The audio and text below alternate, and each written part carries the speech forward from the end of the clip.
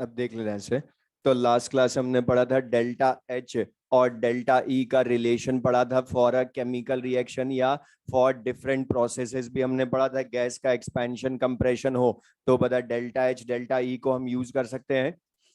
अब उसमें हमने बोलता डेल्टा एच और डेल्टा ई का relation for a chemical reaction या फेज ट्रांजिशन जब होगा तो बता उसमें टेम्परेचर प्रेशर कांस्टेंट रहेंगे और कांस्टेंट टेम्परेचर प्रेशर पर फिर delta H equals to delta E plus delta n g R T use करते हैं। अब उसी में क्वेश्चन एक बार हमसे और पूछता है कि डेल्टा एच और डेल्टा ई की वैल्यू ही लानी होगी लेकिन with the help of heat capacity. तो लिख ले next topic, heat capacity.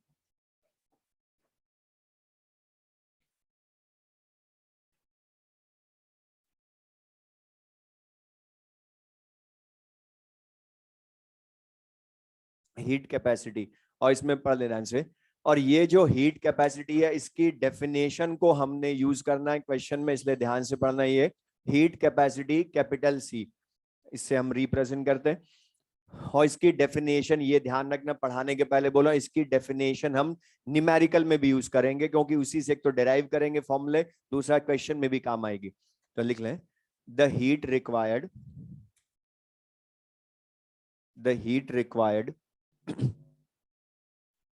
to increase the temperature,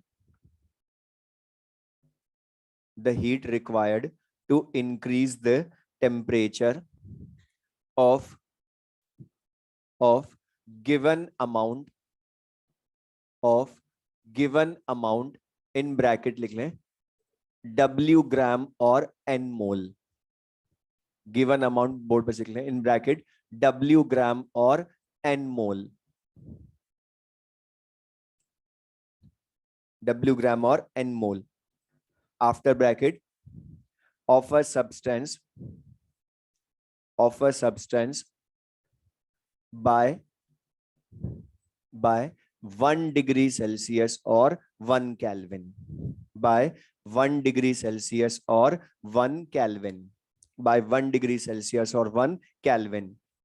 next point लिख लें इसी में, it is an extensive property, it is an extensive property, it is an extensive property, it is an extensive property. अब ये जो लिखा है इसका मीनिंग ध्यान से देख लें बोर्ड पर। हमने जो डेफिनेशन लिखी पढ़, हमने क्या लिखा है कि amount of heat required to increase the temperature of given amount of substance. और एक चीज ध्यान रखना, यहां जो गिवन अमाउंट है वो इन टर्म्स ऑफ मास भी ले सकते हैं या इन टर्म्स ऑफ मोल, मतलब उसकी वैल्यू कुछ भी हो इन टर्म्स ऑफ मास या मोल। इसलिए हमने क्या लिखा डब्ल्यू ग्राम, मतलब इसकी वैल्यू 1 ग्राम भी हो सकती है, 0.1 भी हो सकती है, 10 ग्राम, 100 ग्राम, 1000 ग्राम, कुछ भी हो। या मोल में भी 1 मोल, 0.1 मोल, 0.5 मोल, 10 मोल, कुछ भी हो। बस उसका टेम्परेचर कितने से बढ़ाना है वो फिक्स है। क्या लिखा है 1 डिग्री सेल्सियस और 1 केल्विन। अच्छा बताइए टेम्परेचर है 1 डिग्री सेल्सियस 1 केल्विन है, डेल्टा टी है। और बता डेल्टा टी डिग्री सेल्सियस में ले या केल्विन में कोई डिफरेंस है क्या? इसलिए हमने लिखा बाय 1 डिग्री सेल्सियस और 1 केल्विन टेम्परेचर बढ़ाने के लिए रिक्वायर्ड हीट। तो मैं तुमसे अगर इसका फॉर्मूला पूछूं तो बता, अगर मैं बोलूं किसी सिस्टम का टेम्परेचर T1 से T2 बढ़ाने के लिए, मतलब बता डेल्टा टी बता सकते हो कितना हुआ? तो बता डेल्टा टी T1 से T2 बढ़ाने के लिए, मतलब डेल्टा टी अभी डिग्री सेल्सियस में ले लूं लेकिन केल्विन में भी ले सकता हूं। तो डेल्टा टी टेम्परेचर बढ़ाने के लिए रिक्वायर्ड हीट इज क्यू, इतनी हीट रिक्वायर्ड है डेल्टा टी डिग्री सेल्सियस बढ़ाने के लिए टेम्परेचर ऑफ W ग्राम या N मोल सब्सटेंस। तो बताओ 1 डिग्री सेल्सियस से बढ़ाने के लिए कितनी हीट रिक्वायर्ड होगी, बता ला सकते हो? और वो क्या आएगी Q by delta T heat will be required. और बता ये जो Q बाई डेल्टा टी है इसको मैं हीट कैपेसिटी बोल दूं, क्योंकि बता अब ये कितना टेम्परेचर बढ़ा रही है 1 डिग्री सेल्सियस ऑफ W ग्राम या N मोल, मतलब गिवन अमाउंट ऑफ सब्सटेंस। तो बता लिख भी ले, तो बता इसका फॉर्मूला ही क्या हो गया हीट कैपेसिटी C का Q अपॉन डेल्टा टी। तो बता heat required upon change in temperature बोल सकते हो। और इसकी यूनिट भी ला सकते हैं हम इसी से। अच्छा बता, Q की यूनिट जूल में भी होती है या कैलोरी में भी होती है? तो बता, जूल में अगर ले और टेम्परेचर डिग्री सेल्सियस में ही ले तो जूल अपॉन डिग्री सेल्सियस, मतलब बता क्या हो जाएगी यूनिट इसकी, जूल पर डिग्री सेल्सियस। या बताओ इसी को टेम्परेचर डेल्टा टी को केल्विन में भी ले सकते हैं, तो जूल पर केल्विन। लेकिन बता हीट को जूल की जगह कैलोरी में ले लें तो कैलोरी पर डिग्री सेल्सियस या कैलोरी पर केल्विन भी बोल सकते हैं हम। तो चारों में से हम कोई भी यूनिट लिख सकते हैं। अब बता, चारों में से कोई भी यूनिट लिखे है तो ये हीट कैपेसिटी की ही यूनिट, तो जूल पर केल्विन या जूल पर डिग्री सेल्सियस या कैलोरी पर केल्विन या कैलोरी पर डिग्री सेल्सियस।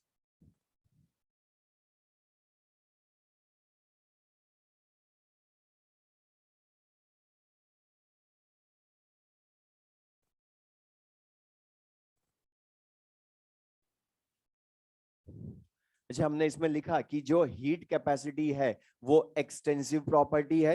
और बता, हमने बोला था एक्सटेंसिव प्रॉपर्टी का मीनिंग सिस्टम को स्मॉल पार्ट्स में डिवाइड कर दें तो जो चेंज हो जाएगी वो एक्सटेंसिव।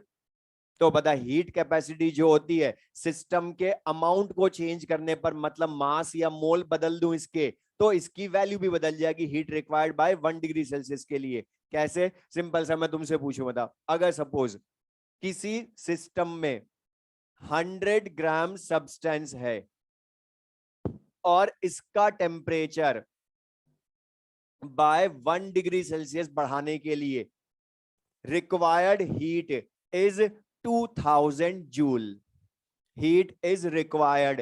तो बता, अभी ये 2000 जूल हीट क्या है? 100 ग्राम, मतलब W ग्राम सब्सटेंस का टेम्परेचर बाय 1 डिग्री सेल्सियस बढ़ाने के लिए रिक्वायर्ड हीट। तो बता, इस 2000 को मैं हीट कैपेसिटी बोल सकता हूं ना अभी, लेकिन हीट कैपेसिटी। बट अब हमने क्या बोला, सिस्टम को स्मॉल पार्ट्स में डिवाइड करने पर ये बदल जाती है। कैसे? तुम खुद ही सोचो, बता, अगर मैं सिस्टम को हाफ करूंगा तो अमाउंट भी हाफ। तो बता, 100 की जगह मान लो 50 ग्राम कर दूं, तो अब मुझे बताओ 50 ग्राम सब्सटेंस का टेम्परेचर बाय 1 डिग्री सेल्सियस बढ़ाने के लिए भी क्या 2000 ही चाहिए या वो भी आधी? 100 ग्राम के लिए 2000, तो बता 50 ग्राम के लिए तो अपॉन, या 50 करोगे तो बता कितना आ गया, 1000 जूल हीट आ गई ना। बता, अब ये 1000 जूल हीट क्या है? 50 ग्राम सब्सटेंस का टेम्परेचर बाय 1 डिग्री सेल्सियस बढ़ाने के लिए रिक्वायर्ड हीट, मतलब हीट कैपेसिटी चेंज हुई ना, मतलब heat capacity is an extensive property. Second लिख लें, हीट कैपेसिटी दूसरी टाइप की जो हम यूज करते हैं, specific heat capacity, specific heat capacity. अच्छा बता, हमने ये तो पढ़ा, किसी भी प्रॉपर्टी के नेम में अगर हम स्पेसिफिक वर्ड यूज करते हैं तो बता वो पर ग्राम के लिए डिफाइंड हो जाती है। तो बता, यहां W ग्राम होगा या 1 ग्राम, मतलब ये फिक्स हो जाएगी 1 ग्राम के लिए। तो लिख लें specific heat capacity, the heat required, the heat required to increase the temperature, the heat required to increase the temperature of 1 gram of a substance, of 1 gram of a substance by 1 degree Celsius, of 1 gram of a substance by 1 degree Celsius. Next point लिख लें, it is an intensive property, it is an intensive property. और वैसे बता, हमने पढ़ा है कि किसी भी एक्सटेंसिव प्रॉपर्टी को जब हम पर यूनिट अमाउंट के लिए डिफाइन करते हैं तो वो इंटेंसिव हो जाती है। चाहो तो चेक भी कर सकते हो। अच्छा बता, बिफोर डिवीजन 100 ग्राम जब सब्सटेंस था तो बाय 1 डिग्री सेल्सियस बढ़ाने के लिए 2000 जूल हीट रिक्वायर्ड। लेकिन मतलब अगर मैं बोल दूं अब बिफोर डिवीजन 1 ग्राम सब्सटेंस का टेम्परेचर बाय 1 डिग्री सेल्सियस बढ़ाने के लिए रिक्वायर्ड हीट कितना होगी, तो बता अपॉन 100 करोगे तो बता कितनी आ जाएगी, 20 joule heat required for 1 gram substance. लेकिन बता 50 ग्राम के लिए 1000 हाफ करने के बाद, तो बता 1 ग्राम के लिए क्या अभी भी चेंज होगी या अभी भी सेम ही आएगी? मतलब बता एक्सटेंसिव या इंटेंसिव, क्योंकि अब तो पर ग्राम हो गई ना, तो चाहे 100 ग्राम से लाओ चाहे 50 ग्राम से लाओ, आएगी तो सेम। तो लिख लिया, it is an extensive intensive property. और बता इसकी यूनिट, अब इसी से मुझे बताना क्या चेंज करूं, इसकी यूनिट क्या होगी बताओ। यहां W ग्राम के लिए थी तो फिक्स नहीं थी, लेकिन बता अब तो ये फिक्स 1 ग्राम के लिए हो गई, तो यूनिट में दिखना चाहिए ना पर ग्राम। तो बता यूनिट क्या हो जाएगी इसकी, जूल पर डिग्री सेल्सियस पर ग्राम, या बता जूल पर कैलोरी पर ग्राम बोल सकते हो, या जूल की जगह हीट कैलोरी में ले लें तो कैलोरी पर डिग्री सेल्सियस पर ग्राम, या कैलोरी पर केल्विन पर ग्राम। तो बता चारों में से हम कोई भी यूज कर सकते हैं, लेकिन बस एक चीज का ध्यान रखना, वो तुम्हें क्वेश्चन में चाहे स्पेसिफिक हो, चाहे हीट कैपेसिटी हो, चाहे मोलर हो, वो तुम्हें हर बार मोस्टली बोलेगा हीट कैपेसिटी ओनली। और हीट कैपेसिटी बोलेगा तो इसके क्वेश्चंस के लिए बोल रहा हूं, यूनिट सबसे इंपॉर्टेंट है। क्योंकि बता ओनली हीट कैपेसिटी बोला तो वो कई बार बोलेगा हीट कैपेसिटी, लेकिन उसकी यूनिट में ग्राम इनवर्स लिखा होगा। तो बताओ ग्राम इनवर्स लिखा होगा तो फिर वो हीट कैपेसिटी हुई या स्पेसिफिक हो जाएगी? तो बता मोलर में क्या होगा, तुम्हें बता दो। पर ग्राम की जगह मोल इनवर्स, तो बता मोल इनवर्स लिखा होगा तो फिर मोलर हो जाएगी वो, मतलब 1 मोल के लिए फिक्स हो जाएगी फिर ये। लिख लें third, molar heat capacity. Molar heat capacity,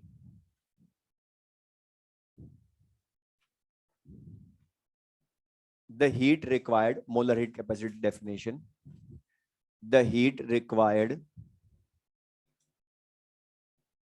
the heat required to increase the temperature, to increase the temperature of 1 mole of a substance, of 1 mole of a substance by 1 degree Celsius or 1 Kelvin, by 1 degree Celsius or 1 Kelvin. Next point लिख लें, it is an intensive property, it is an intensive property, it is an intensive property। तो इसकी unit में लिख लें board पर से। तो बता हीट कैपेसिटी में और इसकी यूनिट में डिफरेंस क्या होगा, यहां पर मोल ये n मोल के लिए थी हीट कैपेसिटी ओनली, लेकिन बता ये किसके लिए है, 1 मोल के लिए। तो बता यूनिट में भी मोल इनवर्स आएगा, तो मोल इनवर्स,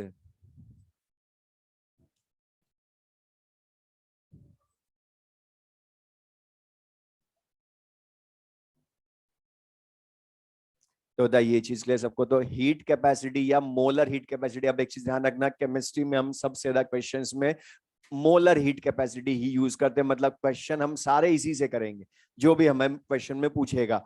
तो मोलर हीट कैपेसिटी, तो अब बता इसकी यूनिट क्या होगी, जूल पर केल्विन पर मोल या calorie per kelvin per mole. तो बता यूनिट में पर मोल लिखा होगा तो पता चल जाएगा वो मोलर हीट कैपेसिटी है। और बता हम जो मोलर हीट कैपेसिटी यूज करते हैं वो 2 कंडीशंस में यूज करते हैं, लिख लें, molar heat capacity at constant pressure या molar heat capacity at constant volume. और इनके लिए रिप्रेजेंटेशन बता सीवी-सीपी यूज करते हैं ना, हमने बताया एडियाबेटिक में ऑलरेडी यूज भी किया था सीवी या सीपी। तो बता सीवी या सीपी एट कांस्टेंट वॉल्यूम या एट कांस्टेंट प्रेशर। और एनसीईआरटी में ध्यान सुनना, एनसीईआरटी में ये molar heat capacity at constant pressure या कांस्टेंट वॉल्यूम, आधी जगह तो लिखा होगा सीवीसीपी ओनली, लेकिन आधी जगह इसी का रिप्रेजेंटेशन लिखा होगा सीवीएम या सीपीएम। तो सीवीएम लिखा हो या सीपीएम इस तरह से लिखा हो तो उसका मतलब ही नहीं कि मास मल्टीप्लाई कर दो उसमें, उसका मतलब है कि वो molar heat capacity at constant pressure या molar heat capacity at constant volume है। तो अब मैं एक जनरल चीज बोल रहा हूं, यहां पर हमने क्वेश्चन में mainly molar heat capacity use करना है, बट ध्यान रखना जरूरी नहीं है कि वो ओनली मोलर हीट कैपेसिटी देगा क्वेश्चन में। यूनिट जरूर ध्यान से चेक करना कि उसमें पर ग्राम लिखा है या नहीं लिखा है, या पर मोल लिखा है या नहीं लिखा है, क्योंकि वो तीनों में से कोई भी दे सकता है। बट यूज हमने क्वेश्चन में मोलर हीट कैपेसिटी करनी है। अब कैसे करेंगे, उस पर बेस्ड यहां पर क्वेश्चन भी वो हमसे पूछता है, जो अब हम पढ़ेंगे। तो बता, अब मैं तुमसे बोलूं मोलर हीट कैपेसिटी, अच्छा बता, अगर मैं तुमसे बोल रहा हूं मोलर हीट कैपेसिटी, मतलब बता ये जो हीट कैपेसिटी है ये अंडरस्टूड है कि कितने मोल के लिए होगी, 1 मोल। अच्छा, हमने जो ये हीट कैपेसिटी पढ़ी C equals to Q by delta T, ये N मोल के लिए है ना। बट बता N की वैल्यू वैल्यू 1 भी तो हो सकती है।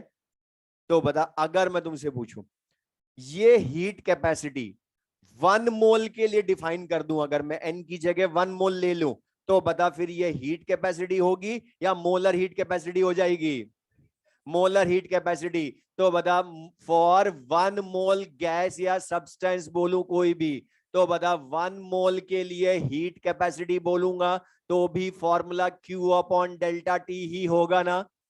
लेकिन मतलब अब यहां पर हम इसको किसके लिए यूज कर रहे हैं, कांस्टेंट वॉल्यूम पर। और बता कांस्टेंट वॉल्यूम पर कर रहा हूं तो C लिखूं या CV, और बता फिर ये Q होगा या QV, और QV होगा तो बता इसको क्या लिखूंगा, डेल्टा E लिखोगे ना, कांस्टेंट वॉल्यूम पर हीट तो डेल्टा E होती है। तो बता लिख भी ले, तो बता 1 मोल गैस के लिए या सब्सटेंस के लिए डेल्टा E कितना हो गया, CV डेल्टा T, लेकिन ये कितने मोल के लिए है। तो बता अगर मैं तुमसे पूछूं for N mole substance delta E क्या होगा, तो बता सकते हो 1 मोल के लिए CV delta T, delta E तो बता N मोल के लिए NCV डेल्टा टी। तो बता ये जो फॉर्मूला है NCV डेल्टा टी, ये ऑलरेडी हम लास्ट क्लास में मतलब work done in adiabatic process में यूज कर चुके ना। तो बता हमने बोला था ये समझाएंगे हम कैसे आया केमिस्ट्री में। तो बता NCV डेल्टा टी, बस ये ध्यान रखोगे यहां जो ये CV है मतलब ये molar heat capacity at constant volume ही है ना, तभी तो हमने 1 मोल से N मोल में चेंज किया। मतलब काम में तो यहां पर मोलर हीट कैपेसिटी आएगी या चेंज करने की जगह, मतलब अगर मैं तुम्हें यहां पर गैस के मोल ना दूं, डायरेक्ट मास दे दूं, तो बता मास बाई मॉलिक्यूलर वेट से हम खुद चेंज कर लेंगे ना। तो यह ध्यान रखना, हो सकता है तुम कोई बुक पढ़ो या फिजिक्स में पढ़ो तो वहां मास की टर्म में भी फॉर्मूले होते हैं, लेकिन हम क्यों याद करें, बताइए इसी से बहुत है ना हमारे। लेकिन उस MS डेल्टा टी में फिर वो एस स्पेसिफिक हीट होती है, लेकिन वो फिजिक्स में ज्यादा काम आती है, केमिस्ट्री में यही काम आएगी, हीट मोलर हीट कैपेसिटी, इसलिए वही वाला फॉर्मूला ध्यान रखना है। तो बता ये डेल्टा ई तो कब है, एट कांस्टेंट वॉल्यूम, लेकिन मतलब कांस्टेंट प्रेशर पर भी तो डिफाइन करते हैं हीट मोलर हीट कैपेसिटी को हम। तो बता कांस्टेंट प्रेशर अगर हुआ तो बता फिर 1 मोल के लिए अब CV लिखूं या CP, CP तो बता फिर Q या QP, और QP जो होगी बता वो क्या होगी, डेल्टा E या डेल्टा H। तो delta H upon delta T equal to CP, या delta H for 1 mole substance CP delta T, लेकिन N मोल के लिए क्या हो जाएगा, NCP डेल्टा T हो जाएगी।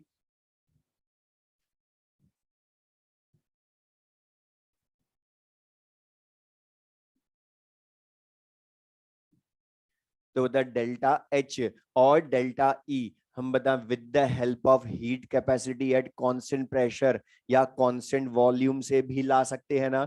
लेकिन बता ये हीट कैपेसिटी दोनों में कांस्टेंट प्रेशर कांस्टेंट वॉल्यूम पर तो है, लेकिन स्पेसिफिक ओनली हीट कैपेसिटी या मोलर हीट कैपेसिटी है, मोलर हीट कैपेसिटी। अच्छा एक क्वेश्चन पूछा, सुन ले पहले, मुझे बताना सामने लिखा हुआ सब कुछ। अच्छा मैं तुम्हें क्वेश्चन में molar heat capacity at constant volume दे दूं, मतलब CV दे दूं, लेकिन पूछूं डेल्टा H, तो ला सकते हो। इसका फॉर्मूला सोचो, हमने बोला इस चैप्टर में फॉर्मूला लिखकर सोचो, NCP डेल्टा टी। तो बता CP की वैल्यू लानी पड़ेगी ना मुझे, और बता CP की वैल्यू कैसे लाओगे, मेयर्स फॉर्मूला बता CP minus CV equals to R। तो बता इनके साथ ये फॉर्मूला भी यूज होगा, मेयर्स फॉर्मूला यहां पर भी, और बता ऑलरेडी हम इसको यूज कर भी चुके हैं क्वेश्चन में लास्ट क्लासेस में। तो बता CP minus CV equals to R।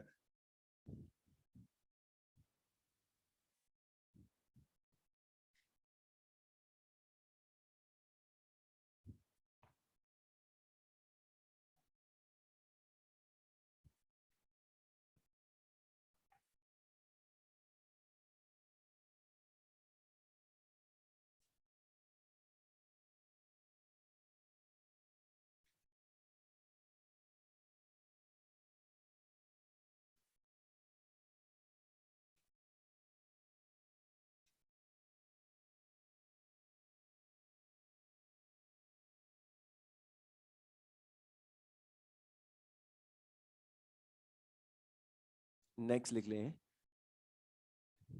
Heat capacity for phase transitions और एट इक्विलिब्रियम। अब ये जो मैं थ्योरी का पॉइंट लिखवा रहा हूं, एक्चुअल में ये एम्स और आईआईटी दोनों में आया हुआ क्वेश्चन है। हीट कैपेसिटी उसने पूछी थी, लेकिन कब पूछी थी, एट इक्विलिब्रियम या फेज ट्रांजिशन पर।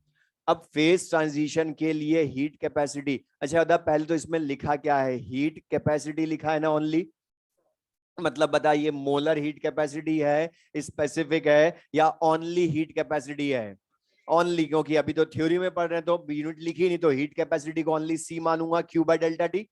तो बता तुम्हें हीट कैपेसिटी लानी है, तो बता फॉर्मूला ही क्या लिखोगे, क्यू बाई डेल्टा टी। अब क्यू तो तुम्हें जो क्वेश्चन में देगा वो यूज कर लोगे, लेकिन बता तुम डेल्टा टी ले आओ तो आंसर आ जाएगा। अब बताओ फेज ट्रांजिशंस तुम्हें बोलते हैं, हम स्टार्टिंग से पढ़ रहे हैं, all phase transitions occur at constant temperature, होगी melting point, boiling point, fix temperature, T पर होता है ना फ्यूजन, सब्लिमेशन, वेपराइजेशन।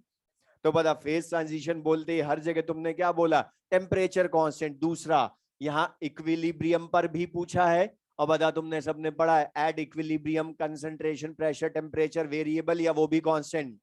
मतलब बता तुमसे एक तरह से कब पूछा है क्वेश्चन ने, जब टेम्परेचर कांस्टेंट हो। बस डायरेक्ट नहीं बोला उसने कि टेम्परेचर कांस्टेंट है।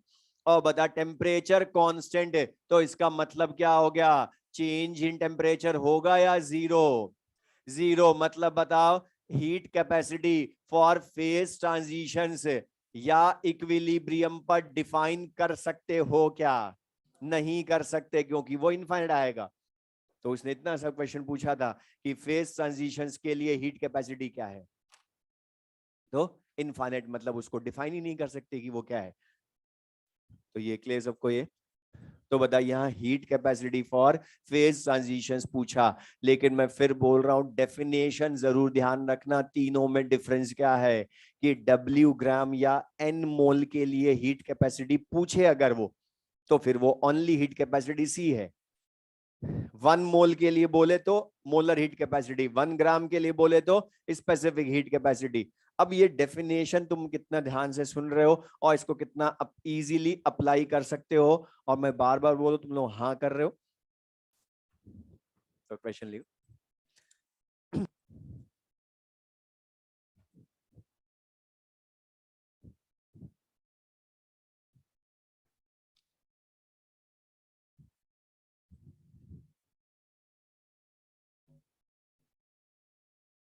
the heat change the heat change for a gas the heat change for a gas in calorimeter in calorimeter is 250 kilojoule per mole, 250 is 250 kilojoule per mole. Find heat capacity for find heat capacity for 0.2 mole gas 0.2 mole gas if its temperature if its temperature rises from if its temperature rises from 298 Kelvin to 300 Kelvin. Temperature rises from 298 Kelvin to 300 Kelvin. बस language पढ़ लो, बहुत छोटा सा question है.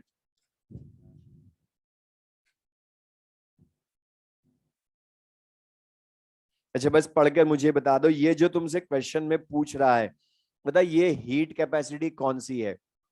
Molar heat capacity या specific या only heat capacity? Definition सोच के करो, जल्दबाजी मत करो.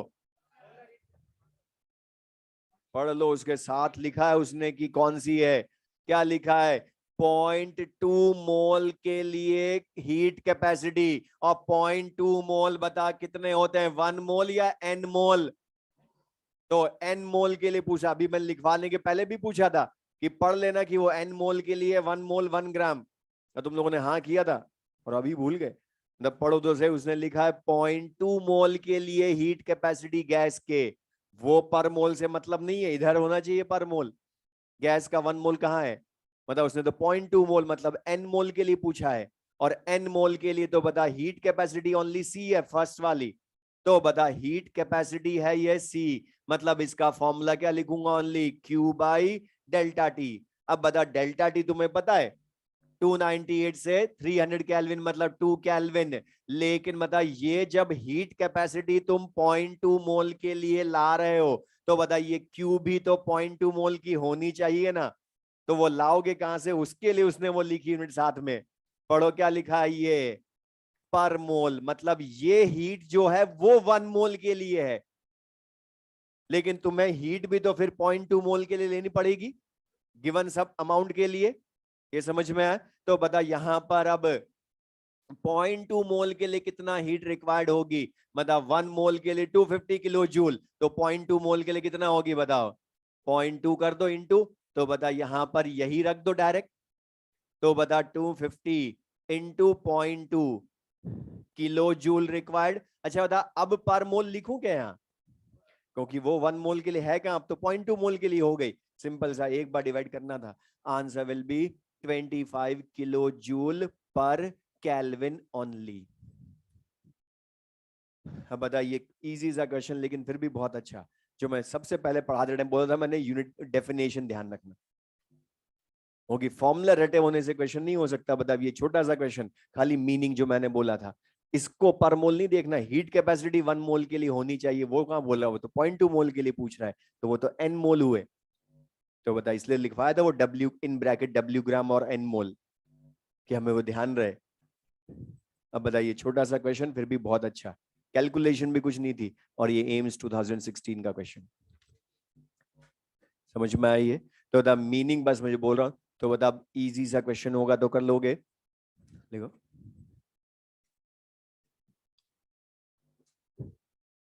10 मोल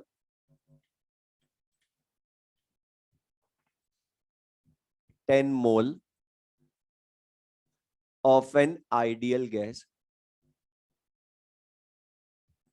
10 mole of an ideal gas is heated from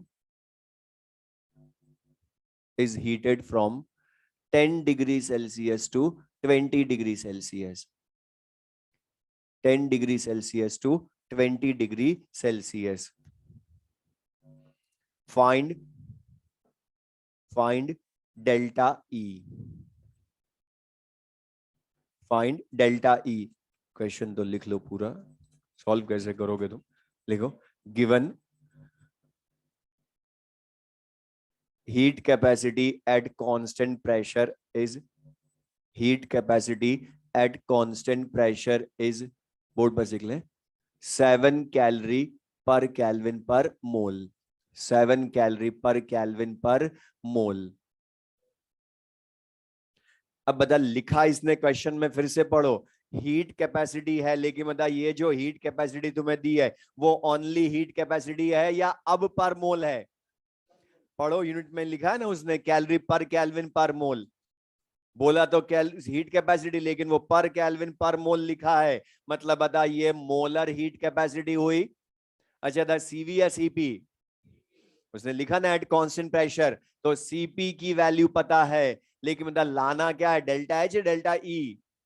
और बता डेल्टा ई का फॉर्मूला लिखो, वो समझा देगा कि कहां चेंज किया, एनसीवी डेल्टा टी, मतलब T2 माइनस T1। लेकिन बता तुम्हें सीवी की वैल्यू नहीं दी है, सीपी दिया है, तो बता मेयर्स फॉर्मूला यूज करोगे, CP minus CV equals to R. लेकिन बता आर की वैल्यू क्या यूज करूं, क्योंकि सीपी कैलोरी में दिया, उसी यूनिट में रखोगे 2, तो 7 minus CV equals to R value in 2 calorie per kelvin per mole.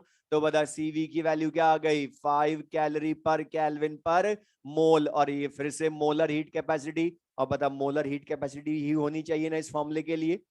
तो एन सीवी डेल्टा टी, अब तो बिल्कुल इजी सा question, 10 mole into 5 into delta T 20 minus 10, तो आंसर विल बी 500 कैलोरी। तो बताइए क्लियर सबको ये, तो बताइए समझ में आया मीनिंग क्लियर सबको ये, तो यूज कर लोगे इनको। तो बता चेंज जो कर सकता है मैंने बता दिया दोनों हीट कैपेसिटी के क्वेश्चंस में भी। और बता delta E equals to N C V delta T, या delta H equals to N C P delta T, इनको यूज कर लेंगे। अब यहां तक तो हमने पढ़ा फर्स्ट लॉ ऑफ थर्मोडायनेमिक्स, मतलब जो हम यूज कर सकते हैं फर्स्ट लॉ ऑफ थर्मोडायनेमिक्स में, मतलब डेल्टा एच और डेल्टा ई ही डिटरमाइन कराना हमने, जितने तरह से कर सकते हैं वो सब किया, हीट कैपेसिटी की हेल्प से भी या डायरेक्ट भी करा हमने। For a process delta H equal to delta E plus delta P, V P delta V, या वी डेल्टा पी, या डेल्टा एनजीआरटी वाला रिलेशन यूज करके, या हमने इस तरह से करा। तो बता क्लियर सबको ये। लेकिन अब इस फर्स्ट लॉ ऑफ थर्मोडायनेमिक्स का ड्रॉबैक या लिमिटेशन, जहां ये काम नहीं आ सकता, मतलब हमने अभी तक कभी भी ये प्रिडिक्ट किया क्या कोई भी process under given conditions spontaneously होगा या नॉन स्पॉन्टेनियसली होगा, वो फर्स्ट लॉ से प्रिडिक्ट नहीं कर सकते। वो किससे करते हैं हम, एंट्रोपी एंड गिब्स एनर्जी से, मतलब सेकंड लॉ ऑफ थर्मोडायनेमिक्स से। तो हम केमिस्ट्री में सेकंड लॉ पढ़ते क्यों है, उसका रीजन क्या है, क्योंकि स्पॉन्टेनिटी प्रिडिक्ट करनी है। लेकिन उसके पहले हमें ये बताओ कि थ्योरेटिकली क्या मीनिंग है स्पॉन्टेनियस या नॉन स्पॉन्टेनियस प्रोसेसेस का, या वो तुमसे क्वेश्चन बोल रहा हूं पहले। तुम्हें 4 एग्जांपल्स लिख देगा प्रोसेसेस के नेम, और पूछेगा इनमें से कौन सा स्पॉन्टेनियसली होगा या कौन सा नॉन स्पॉन्टेनियसली होगा। तो हमें एग्जांपल्स मतलब इनका मीनिंग पता हो एग्जैक्ट, तो लिख लें spontaneous and non spontaneous processes, board पर लिख लो एज इट इज, और उसमें फिर फर्स्ट लिख लेना spontaneous processes।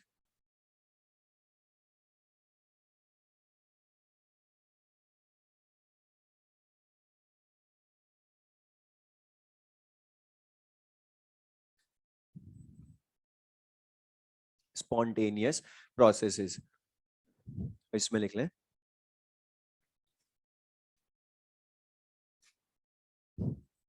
spontaneous processes में लिख लें which have natural tendency, which have natural tendency to occur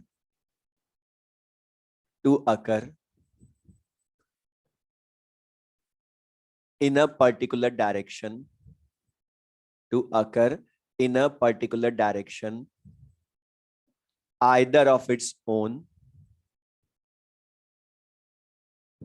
which occur in a particular direction either of its own or after proper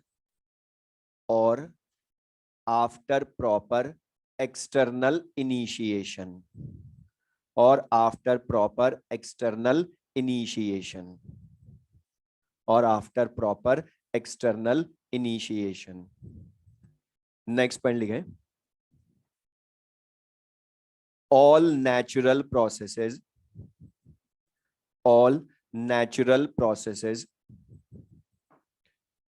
are spontaneous, all natural processes are spontaneous, all natural processes are spontaneous।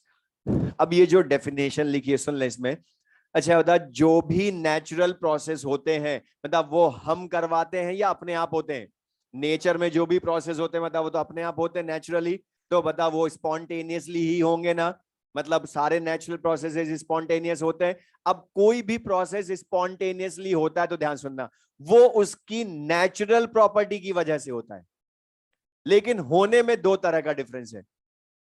एक तो अपने आप हो जाएंगे इन a particular direction, मतलब हमें कोई energy भी नहीं देनी बाहर से, लेकिन दूसरे टाइप के स्पॉन्टेनियस जिनको स्टार्ट करने तक एनर्जी देंगे, जैसे वो प्रोसेस होने लग गया उसके बाद एनर्जी देना बंद कर देंगे तो भी वो अपने आप होता रहेगा।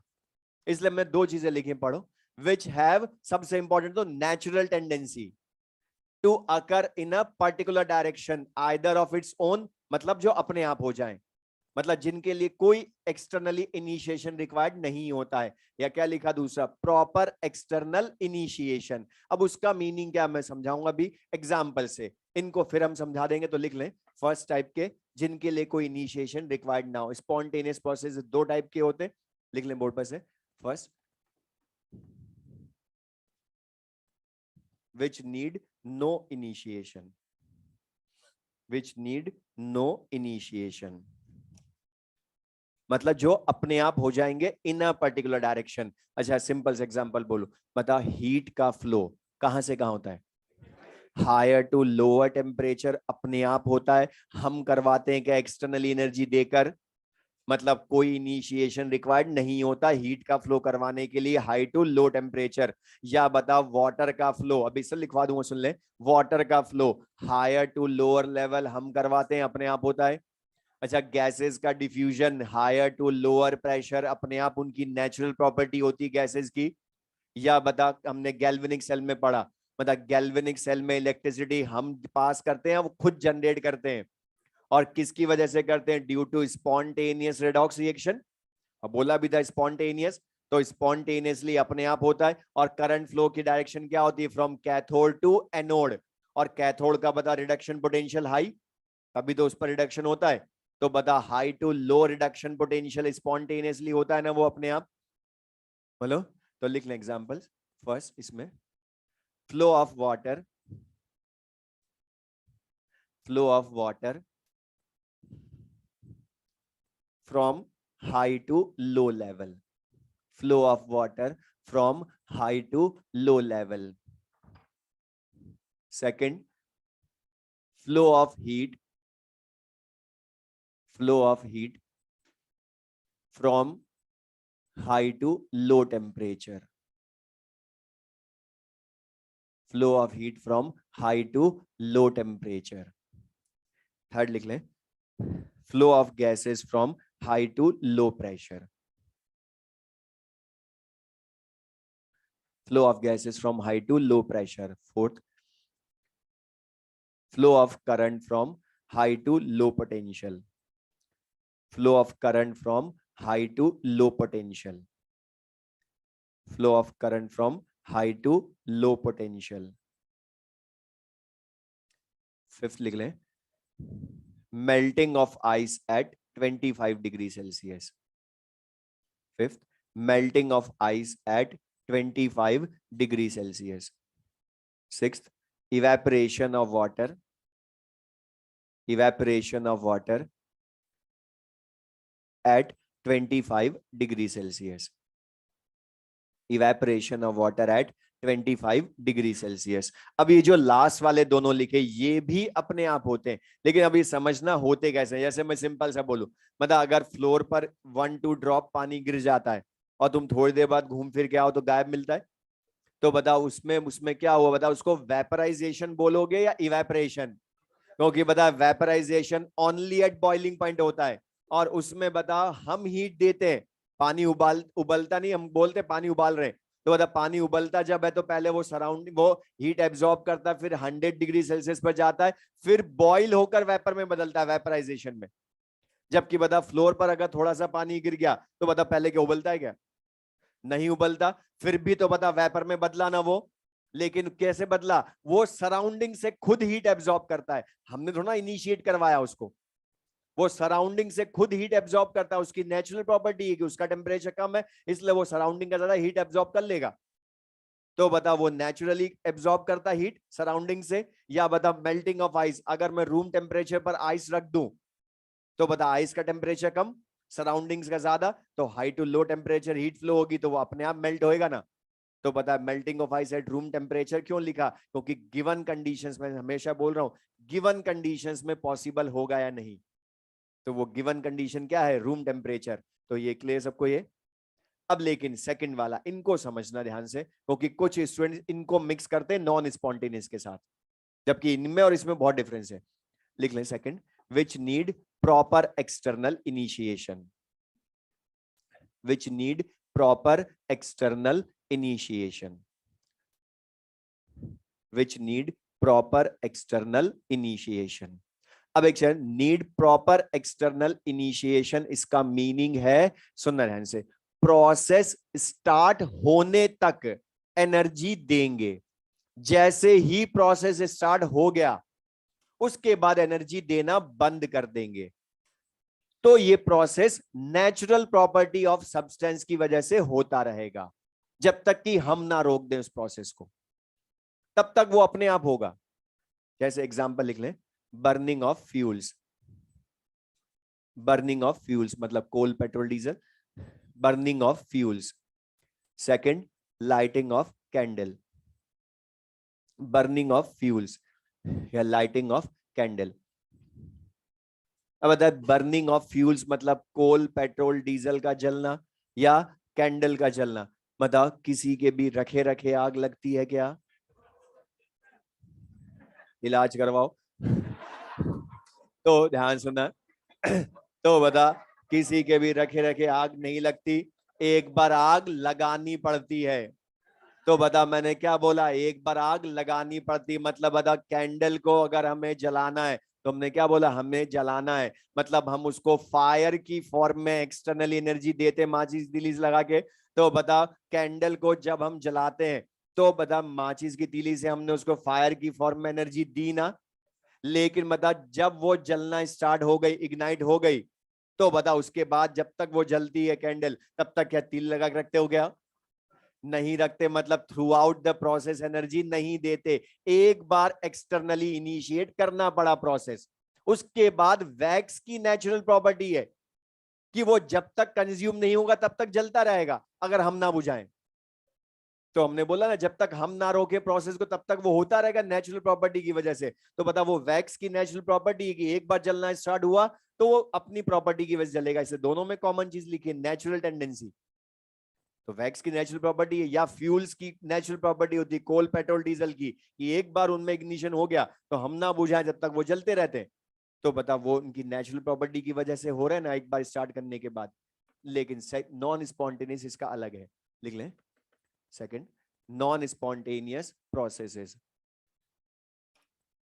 Non spontaneous processes. और इनका सिंपल सा मीनिंग क्या, जो अपने आप तो होते ही नहीं है और एक बार स्टार्ट करने के बाद भी अपने आप नहीं होते रहते, थ्रू आउट द प्रोसेस हमें ही करवाना है इनको। तो लिख लें non spontaneous processes which do not have, which do not have natural tendency, which do not have natural tendency to occur in a, to occur in a particular direction, to occur in a particular direction, either of its own, either of its own, or or after proper external initiation, or after proper external initiation, or after proper external initiation. Next point लिखें,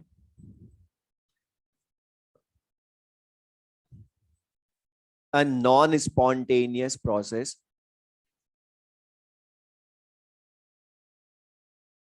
a non-spontaneous process can be made to occur, a non-spontaneous process can be made to occur when energy from some external source can be made to occur when energy from some external source is supplied continuously throughout the process.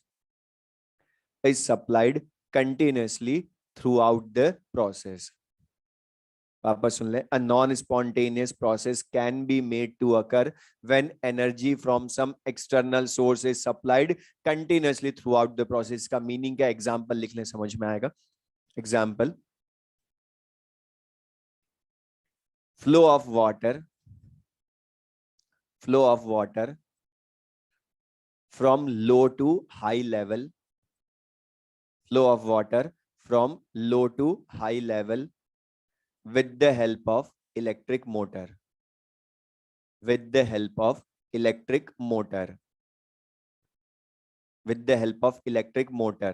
तो बता हमने क्या लिखा? Non spontaneous process वो होते हैं जो अपने आप नहीं होते. तो बता वाटर का flow low to high level अपने आप होता है क्या? या हमने क्या बोला, एक बार स्टार्ट कर दें तो भी अपने आप नहीं होंगे, मतलब थ्रू आउट द प्रोसेस हमें ही करवाना है. तो बता वाटर का flow low to high level अपने आप नहीं होता, लेकिन बता होता तो है ना. लेकिन कब होता है? इलेक्ट्रिक मोटर की प्रेजेंस में हम उसको इलेक्ट्रिकल एनर्जी देते हैं. हमने बता हम देते हैं मतलब एक्सटर्नली दे रहे हैं ना एनर्जी.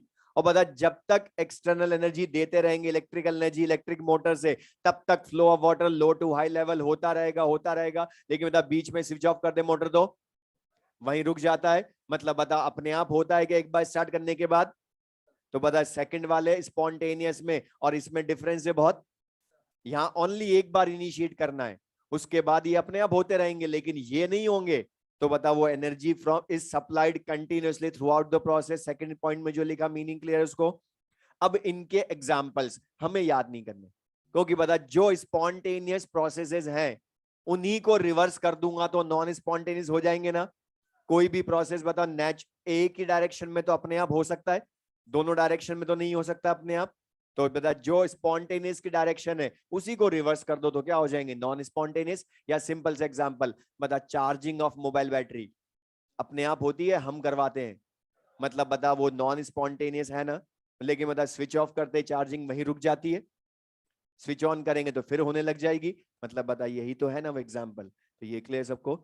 अब लेकिन ये स्पॉन्टेनिटी थियोटिकली मीनिंग क्या वो तो बता दिया, लेकिन प्रिडिक्ट कैसे करेंगे? तो ध्यान सुनना. आजकल तो हम गिब्स एनर्जी की हेल्प से प्रिडिक्ट करते हैं स्पॉन्टेनिटी, लेकिन पहले जब गिब्स एनर्जी डिफाइंड ही नहीं हुई थी तब हम किससे करते थे? एंट्रोपी से. तो पहले इसी को करें. लिख लें नेक्स्ट.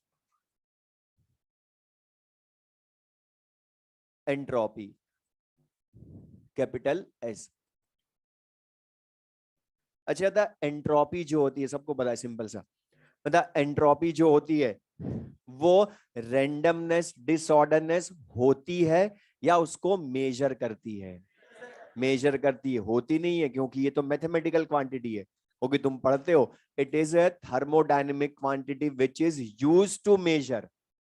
इसको यूज करते हैं to measure degree of disorderness या रेंडमनेस. तो लिख लें it is used to entropy. लिख लें it is used to measure, it is used to measure degree of disorderness, degree of disorderness or randomness, degree of disorderness or randomness of particles, randomness of particles in a system, in a system. और बता लिख लें board पर सही. अच्छा था किसी system में पार्टिकल्स की डिसऑर्डरनेस या रैंडमनेस जितनी ज्यादा होगी उतना एंट्रोपी भी ज्यादा होगी ना उसकी. लिख लें रैंडमनेस और इन डिसऑर्डरनेस जितनी ज्यादा उतना एंट्रोपी भी ज्यादा होती है. मतलब पार्टिकल्स जितना रैंडमनेस ज्यादा शो करेंगे, मतलब उनका अरेंजमेंट पार्टिकल्स का जितना ज्यादा डिसऑर्डर्ड होगा या उनका जितना रैंडम मूवमेंट ज्यादा होगा उतना बता एंट्रोपी की वैल्यू भी ज्यादा होगी. नेक्स्ट पॉइंट लिखें. It is an next point लिख लें। It is an extensive property and state function. It is an extensive property and state function. Extensive property and state function. अब ये जो लिखा हमने थर्ड पॉइंट, इसको समझ लें ध्यान से, या उसके पहले एक सबसे इंपॉर्टेंट चीज, डिसऑर्डरनेस या रैंडमनेस क्या होती है, ये ध्यान सुनना। डिसऑर्डरनेस या रैंडमनेस जो होती है सिस्टम की, उसको मैं एक फिक्स क्राइटेरिया से नहीं समझा सकता, क्योंकि ये सिस्टम बदलते उसको डिसऑर्डरनेस रैंडमनेस को मेजर करने का क्राइटेरिया भी बदल जाता है। System to system disorderness randomness अलग अलग तरह की होती है, उसका रीजन भी अलग होता है। जैसे मैं समझाने के लिए पहले बोलूं, डिसऑर्डरनेस रैंडमनेस हर सिस्टम में अलग अलग तरह की होती है। कैसे? जैसे मैं तुमसे बोलूं आइस मेल्ट हुआ, तो बता आइस जब मेल्ट होगा तो H2O सॉलिड से H2O लिक्विड बनेगा ना। और बता, सबको पता है सॉलिड जो होता है उसमें तो IMF strong, intermolecular forces strong, तो बता पार्टिकल्स की पोजीशन फिक्स।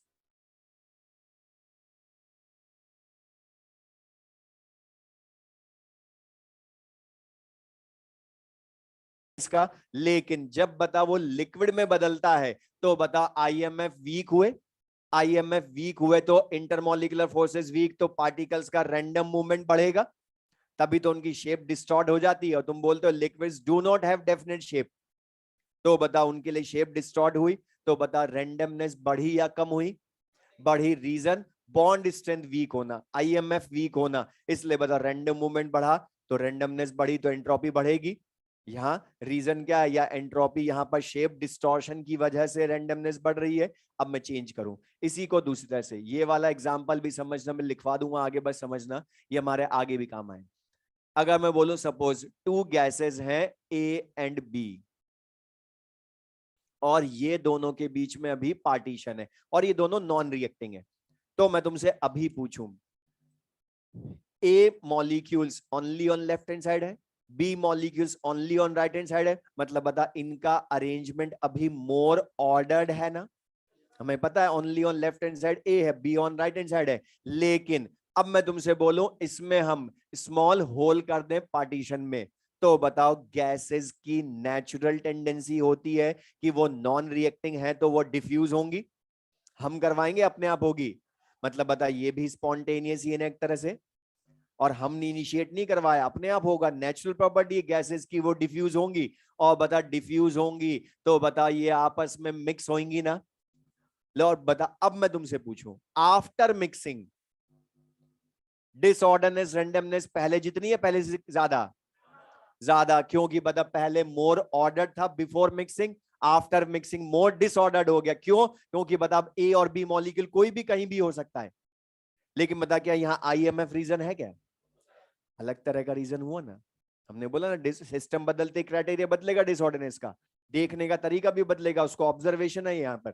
थर्ड, अगर मैं बोलूं सपोज क्लासरूम को सिस्टम मानूं, तो बता हम उसके पार्टिकल्स है, तो अभी बता क्लास में अभी टीचर है तो बता मोर ऑर्डर्ड है ना, मोर ऑर्डर्ड है, लेकिन बता जब ब्रेक हो जाएगा टीचर चला जाएगा क्लास में से, तो बता फिर वहां पर फ्रीडम ऑफ मोशन बढ़ जाएगा तुम्हारा, और फ्रीडम ऑफ मोशन बढ़ेगा तो बता रैंडमनेस बढ़ेगी, और रैंडमनेस बढ़ेगी तो एंट्रोपी बढ़ेगी, मतलब बता अलग तरह का हुआ ना, यहाँ फ्रीडम ऑफ मोशन रीजन हुआ, फिर बदल गया सिस्टम बदलते ही रैंडमनेस डिसऑर्डरनेस को देखने का तरीका। बोलो। और एक और चीज ध्यान रखना, सिस्टम कोई भी हो, ये मैं आगे लिखवा भी दूंगा, सिस्टम कोई भी हो उसकी एंट्रोपी कम हो सकती है लेकिन कभी भी जीरो नहीं होती, ओनली 0 केल्विन पर होती, वो भी प्योर क्रिस्टल्स के लिए, वो थर्ड लॉ है हमारा, वो हम वहां पढ़ेंगे। बट सिंपल सी चीज बोला, अभी भी बता एंट्रोपी मैं बोलूंगा क्लास की कम है, जीरो नहीं है, कम है। मूवमेंट नहीं कर रहे हो तुम, रैंडम मूवमेंट नहीं कर रहे, लेकिन मतलब हाथ पैर तो हिल रहे, और कुछ खतरनाक जो सोचते हैं वो भी टाइप ऑफ डिसऑर्डरनेस है, क्योंकि हम बता वो भी तो क्या है, माइंड वर्क करता है, तो ये समझ में है, तो सुन ले, तो बता अलग अलग सिस्टम में अलग अलग तरह का। अब दूसरी चीज एक और, हमने क्या बोला कि ये एक्सटेंसिव प्रॉपर्टी है, सुनना ध्यान से, एक दूसरे को मत देखो, तो ध्यान से, तो बता यहाँ पर हमने बोला अब ये एक्सटेंसिव प्रॉपर्टी या स्टेट फंक्शन है, ये भी कैसे एक्सटेंसिव प्रॉपर्टी स्टेट फंक्शन, मतलब अमाउंट चेंज करने पर एंट्रोपी बदलेगी। अभी बता सिंपल सा, जब ब्रेक हो जाएगा सुन तो बता सारे क्लासिक से पार्टिकल्स हॉल में होंगे। अब बता उसको अगर मैं हॉल को सिस्टम मानू ब्रेक के टाइम, तो बता वहां रैंडम मूवमेंट बहुत ज्यादा, रैंडमनेस बहुत ज्यादा होती है, टकरा के कोई भी कहीं चला जाता है। तो बता वहां रैंडमनेस ज्यादा क्योंकि अमाउंट ज्यादा था। अब जब हम सिस्टम को स्मॉल पार्ट्स में डिवाइड कर देंगे, मतलब ब्रेक ओवर, तो सारे अपने रेस्पेक्टिव क्लासेस में चले जाएंगे। तो बता जितना अमाउंट हॉल में था उसके रेस्पेक्ट में तो कम हो जाएगा ना यहाँ। तो बता जितना रैंडमनेस हॉल में ज्यादा थी उतना ही हो गया, उससे कम कम होगी, मतलब अमाउंट चेंज करने पर, मतलब सिस्टम को स्मॉल पार्ट्स में डिवाइड करने पर एंट्रोपी बदलती है। और बताइए स्टेट फंक्शन है, मतलब इसका मेजरमेंट जब करूंगा तो मैं ओनली फाइनल और इनिशियल स्टेट, मैं समझाने में बार बार ये बोल रहा हूं कि हॉल इनिशियल है, ये फाइनल है। अब बता तुमने एंट्रोपी को चेंज को मेजर करोगे तो ओनली फाइनली कितनी रैंडमनेस थी, इनिशियल कितनी थी, वही सोच रहे हो। तुम किस तरह से हॉल से क्लासरूम में आए, चाहे पैदल आए, चाहे साइकिल से आए, चाहे हेलीकॉप्टर से आए, उसके फर्क पड़ेगा क्या मेजरमेंट पर, मतलब पाथ फंक्शन या स्टेट फंक्शन। मीनिंग क्लियर सबको।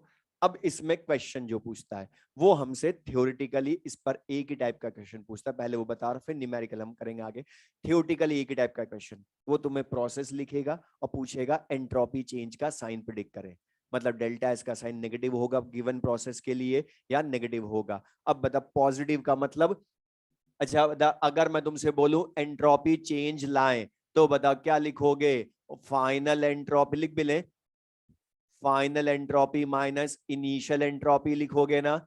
अच्छा बता फाइनल अगर ज्यादा हो गई इनिशियल से तो एंट्रोपी चेंज पॉजिटिव, और अगर फाइनल कम हो गई इनिशियल से तो नेगेटिव डेल्टा एस, ये लिख भी दे। Delta S equal to S final minus S initial. इसके बाद लिख ले heading, prediction of, prediction of sign of delta S, prediction of sign of delta S. First लिख लें बोर्ड पर सही, फॉर केमिकल रिएक्शंस, और 99% क्वेश्चन तो केमिकल रिएक्शंस में ही पूछता है वो साइन ऑफ डेल्टा एस का। तो केमिकल रिएक्शंस में, और केमिकल रिएक्शन में पूछे जब भी तो सबसे पहले फाइंड करना उस रिएक्शन के लिए डेल्टा एन जी की वैल्यू लिख लें, और डेल्टा एन जी का जो साइन आएगा वही डेल्टा एस का भी साइन होगा। Meaning delta N G positive आता है तो डेल्टा एस भी पॉजिटिव, और डेल्टा एन जी अगर नेगेटिव आता है तो डेल्टा एस भी नेगेटिव। लेकिन सबसे ज्यादा ध्यान रखना है डेल्टा एन जी जीरो का, कि ये नहीं कि यहां जल्दबाजी में डेल्टा एन जी जीरो तो डेल्टा एस जीरो कर दो। अभी मैंने बोला था एंट्रोपी कुछ ना कुछ तो चेंज होगी, कम होगी या बढ़ेगी। तो ध्यान सुनना, अगर डेल्टा एन जी जीरो है तो इसमें हमें एक्स्ट्रा चेक करना पड़ेगा कि जो डेल्टा एन जी जीरो वाली रिएक्शन है वो फॉर्मेशन रिएक्शन है, अगर तो उसके लिए डेल्टा एस नेगेटिव, रीजन में बताऊंगा अभी आगे।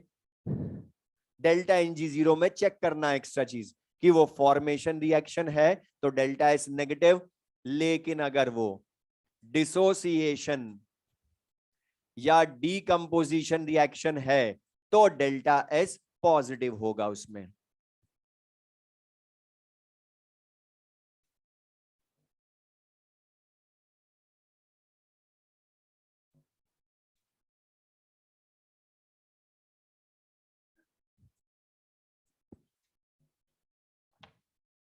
तो जैसे मैं क्वेश्चन ही पूछे उसमें इसका रीजन भी आ जाएगा। तो मैं कोई रिएक्शन लिख कर दे,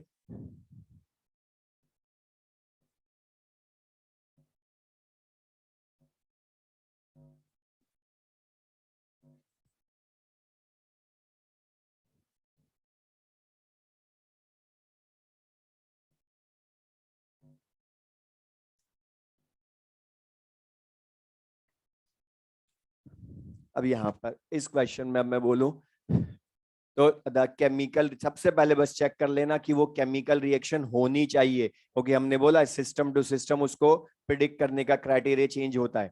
तो बता केमिकल रिएक्शन हो तो ही only delta N G use करोगे। अब बता फर्स्ट रिएक्शन के लिए मैं तुमसे पूछूं कि बता डेल्टा एस का साइन नेगेटिव या पॉजिटिव? करेक्ट है, क्यों? बता डेल्टा एन जी लाओ ना तुम, तो बस डेल्टा एन जी की वैल्यू नेगेटिव आई या पॉजिटिव? बता रिएक्टेंट का कॉफिशिएंट 2, लेकिन प्रोडक्ट्स के टोटल कितने हो गए? 4। तो बता delta N G 4 - 2, delta N G positive आया, और पॉजिटिव का मतलब क्या हो गया? Delta S positive. अब रीजन सुन लो इसका, सिंपल सा रीजन क्यों केमिकल रिएक्शन में हमने डेल्टा एन जी को यूज करा शॉर्ट में आंसर लाने के लिए। बिकॉज अच्छा तुम खुद सोचो, मतलब ये reaction in a close vessel ही होगी गैस की, तो ओपन वेसल में तो वैसे बाहर निकल जाएंगी। तो बता अमोनिया जब है, इनिशियल स्टेट कौन होती है केमिकल रिएक्शन में? रिएक्टेंट ही होते हैं ना। तो बता इनिशियली 2 मोल थे अमोनिया के, लेकिन फाइनली प्रोडक्ट से कितने हो गए टोटल मोल? 4। तो बता 2 से 4 मोल हो गए, तो नंबर ऑफ मॉलिक्यूल्स बढ़ेंगे ना, और नंबर ऑफ मॉलिक्यूल्स बढ़ेंगे तो बता उनमें नंबर ऑफ कोलिजन्स बढ़ेंगे, और नंबर ऑफ कोलिजन्स बढ़ेंगे तो रैंडम मूवमेंट, तो रैंडमनेस, तो एंट्रोपी, तो डेल्टा इज पॉजिटिव। तो इतना सारा सोचना पड़े उससे अच्छा डेल्टा एनजी कर लिया हमने यूज। बता इसका मतलब भी पॉजिटिव का कि नंबर ऑफ मोल्स बढ़ गए, तो ये क्लियर सबको ये। अब लेकिन द सेकंड के लिए आंसर वेरी गुड, क्यों? इसको तो बचपन से फॉर्मेशन ऑफ एचसीएल बोल रहे हो। तो बता डेल्टा एनजी 0 है, लेकिन फॉर्मेशन देखा क्यों वो भी तो बताओ। क्योंकि डेल्टा एनजी 0 है और ये फॉर्मेशन ऑफ HCl रिएक्शन है, तो डेल्टा एनजी की वैल्यू 0 होने पर भी ये डेल्टा एस नेगेटिव शो करेगा। अच्छा यहाँ पे सुनना ध्यान से, कुछ स्टूडेंट्स को कंफ्यूजन होता है कि हमें पता ही नहीं चलता कि फॉर्मेशन कौन सी है, डिसोसिएशन कौन सी है। तो सुन ले, जिनको पता है वो भी सुन लो। फॉर्मेशन का आइडेंटिफिकेशन सिंपल सा, more than one type of reactants हो और कंबाइन होकर सिंगल टाइप प्रोडक्ट बनाए। और more than one type of reactants का मतलब फॉर्मूले अलग, नंबर ऑफ मोल्स नहीं है। More than one type of reactants बताओ है H2 और Cl2, लेकिन सिंगल टाइप प्रोडक्ट मोल चाहे 2 बने लेकिन दोनों हैं तो HCl के ही, तो सिंगल टाइप प्रोडक्ट तो फॉर्मेशन। और इसी का उल्टा कर दें, सिंगल टाइप रिएक्टेंट ब्रेक होकर more than one type of products बनाए तो डिसोसिएशन या डीकंपोजिशन। जैसे उसका एग्जांपल बोलूं पहले, the calcium carbonate give CaO + CO2, इसको डीकंपोजिशन ऑफ कैल्शियम कार्बोनेट बोल रहे हो ना। तो जो हमने आइडेंटिफिकेशन बोला उससे सोचो, single type reactant calcium carbonate break होकर 2 टाइप के प्रोडक्ट बना रहा है, तो डिकम्पोजिशन ऑफ रिएक्शन बोला। यहां पर अब रीजन क्यों फॉर्मेशन में डेल्टा एस नेगेटिव हो जाता है, मतलब एंट्रोपी डिक्रीज होती, यही मतलब है नेगेटिव का। तो अब ये क्यों होता है उसका रीजन तुम खुद सोचो। बता इनिशियली ओनली हाइड्रोजन क्लोरीन दोनों थे ना अलग अलग, तो बता वेसल में हाइड्रोजन क्लोरीन के मॉलिक्यूल्स थे दोनों गैसेस के। अब बता मैं तुमसे पूछूं इनिशियली हाइड्रोजन क्लोरीन के मॉलिक्यूल्स को आइडेंटिफाई करो, तो इजीली कर पाओगे क्या? क्योंकि वेसल में कोई भी कहीं भी हो सकता है, बट आफ्टर रिएक्शन वो दोनों कंज्यूम, कौन बचेगा? Only HCl। तो बता अब मैं तुमसे पूछूं HCl मॉलिक्यूल्स को आइडेंटिफाई करो, तो कर लोगे क्योंकि है ये एक टाइप के पार्टिकल्स। तो बता पहले मोर डिसऑर्डर्ड था, बाद में मोर ऑर्डर्ड हो गया, तो एंट्रोपी बढ़ी या कम? इसलिए फॉर्मेशन में नेगेटिव। ये क्लियर सबको? सेकंड लिखे for phase transitions, for phase transitions,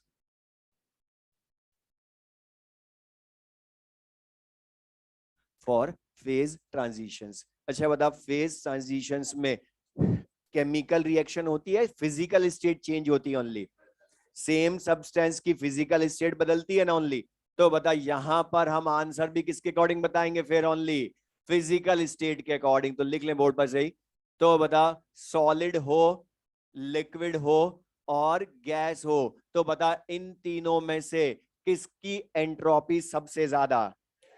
gas की सबसे कम, सॉलिड की। रीजन इंटरमोलिकुलर फोर्सेस वीक होते जा रहे हैं, जैसे जैसे सॉलिड से गैस में जाओगे तो बता IMF डिक्रीज होंगे ना, और IMF डिक्रीज होंगे तो बता फ्रीडम ऑफ मोशन बढ़ेगा या कम? कम। नहीं होगा, बढ़ेगा। फ्रीडम ऑफ मोशन बता, इंटरमोलिकुलर फोर्सेस वीक होंगे तो फ्रीली मूव करेंगे ना आप तो बता फ्रीडम ऑफ मोशन बढ़ेगा। और बता फ्रीडम ऑफ मोशन बढ़ने का मतलब बता रैंडम मूवमेंट बढ़ेगा, और रैंडम मूवमेंट बढ़ेगा तो रैंडमनेस बढ़ेगी, तो बता एंट्रोपी भी बढ़ती है। इसलिए बता गैस की एंट्रोपी सबसे ज्यादा होती है जबकि सॉलिड की सबसे कम। सॉलिड की सबसे कम क्यों? क्योंकि इंटरमोलिकुलर फोर्सेस सबसे स्ट्रॉन्ग, पोजीशन पार्टिकल्स की फिक्स, जबकि बता गैस में सबसे वीक, इसलिए वहां सबसे फ्रीली मूव करते। अगर मैं इसको क्वेश्चन की फॉर्म में पूछूं अब, तो बता अगर मैं तुमसे बोलूं इन मेल्टिंग ऑफ आइस, बता एंट्रोपी बढ़ेगी कम होगी, तो पहले तुम तो इक्वेशन लिख लो। हमने बोला वेपराइजेशन, फ्यूजन, सब्लिमेशन, हमेशा इक्वेशन लिखो। बता मेल्टिंग ऑफ आइस का मतलब क्या है? H2O लिख भी ले साथ में, सॉलिड से H2O लिक्विड बनेगा। अब बता सॉलिड की एंट्रोपी कम इनिशियली, लिक्विड की एंट्रोपी फाइनली ज्यादा, मतलब लिक्विड फाइनली ज्यादा एंट्रोपी शो कर रहा इनिशियल से, तो बता डेल्टा एस नेगेटिव या पॉजिटिव? पॉजिटिव। तो एक मैं क्वेश्चन वर्बली पूछ रहा हूं इसका, तो बता अगर मैं तुमसे बोलूं, ध्यान से सुनना मैं किसके लिए पूछ रहा हूं, इन कंडेंसेशन ऑफ वाटर वेपर्स। अब मैंने क्या पूछा? कंडेंसेशन ऑफ वाटर वेपर्स, तो बताओ कम या बढ़ेगी? बोलो कम होगी, क्योंकि कंडेंसेशन का मतलब वेपर्स लिक्विड में बदलेंगी। तो बता वेपर्स लिक्विड में बदलेगी तो वेपर की इनिशियली ज्यादा, फाइनली कम। तो ये ध्यान से पढ़ना, हर बार वेपराइजेशन पूछो जरूरी नहीं है, उल्टा प्रोसेस भी नेम देकर बोल देता है। तो बताइए क्लियर सबको? अब मैक्सिमम क्वेश्चंस तो हमारे साइन ऑफ डेल्टा एस के फेज ट्रांजिशंस या केमिकल रिएक्शन में ही पूछना है, बट कभी कभी वो प्रोसेस में टेम्परेचर भी चेंज करेगा। तो मैं तुमसे पूछूं, लिख ले थर्ड, टेम्परेचर जिसको भी यूज करके हम आंसर लाते हैं। तो बता अगर मैं बोलूं टेम्परेचर हम बढ़ाते हैं किसी सिस्टम का, तो बता उसके पार्टिकल्स की काइनेटिक एनर्जी पर ही इफेक्ट आएगा ना सबसे पहले।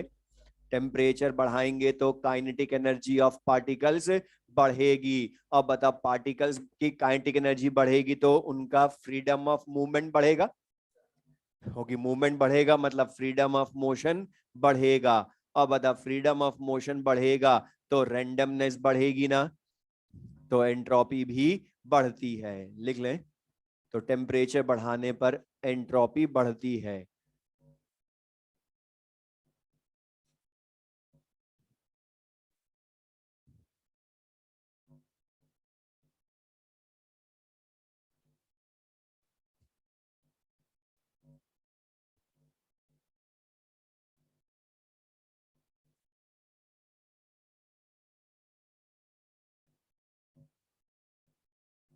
और बताइए सबको पता है कि जब हम एक फैक्टर को चेंज करते हैं तो ये अंडरस्टूड है कि बाकी सब फैक्टर्स कांस्टेंट रखेंगे। अब तुम देख भी सकते हो ना, जब मैं टेम्परेचर का इफेक्ट या डोमिनेंट हो रहा है टेम्परेचर, तो बता अब के इसमें फिजिकल स्टेट चेंज हुई कि एग्जांपल में बोर्ड पर देखो, नहीं हो रहे, आयरन सॉलिड से आयरन सॉलिड ही है। दूसरा ये कोई केमिकल रिएक्शन भी नहीं है, होती तो मैं डेल्टा एनजी यूज करता, वो भी नहीं है। तो बताइए 200 केल्विन से 400 केल्विन, खुद ही बता रहा है क्वेश्चन कि टेम्परेचर चेंज हो रहा है, लेकिन ये चेक करना कम हो रहा है बढ़ रहा है। तो बता 200 से 400 केल्विन तो टेम्परेचर बढ़ रहा है ना, और बता टेम्परेचर बढ़ेगा तो एंट्रोपी बढ़ेगी, तो बता डेल्टा एस का साइन नेगेटिव या पॉजिटिव? पॉजिटिव।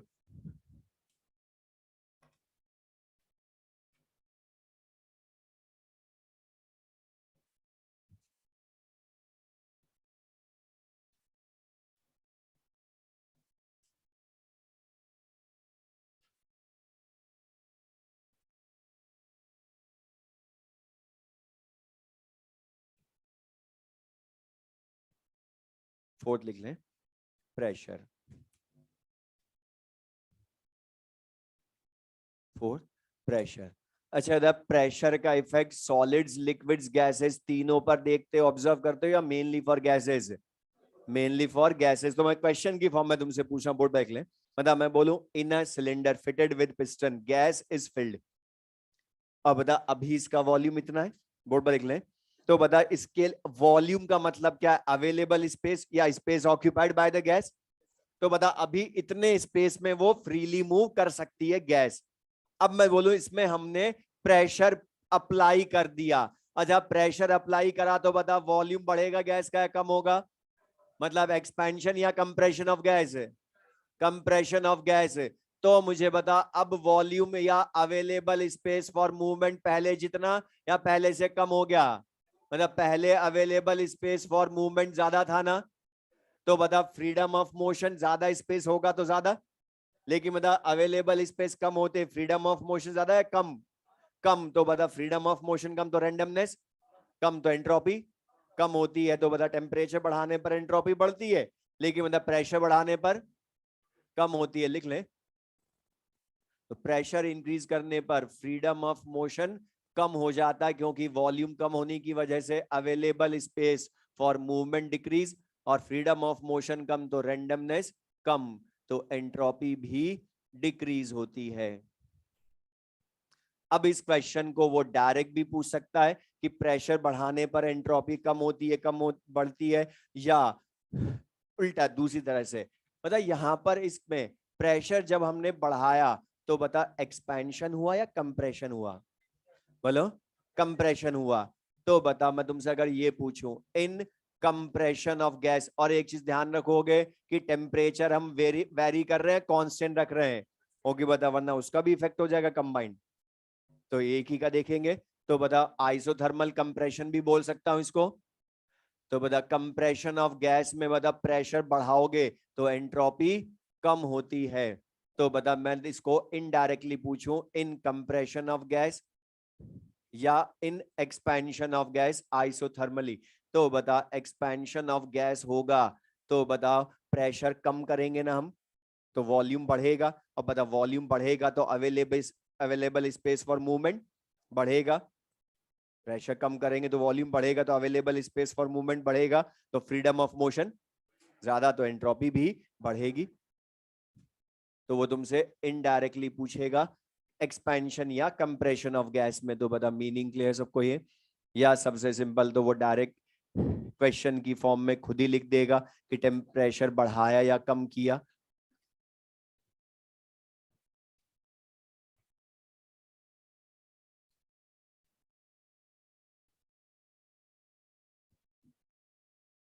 बता इसमें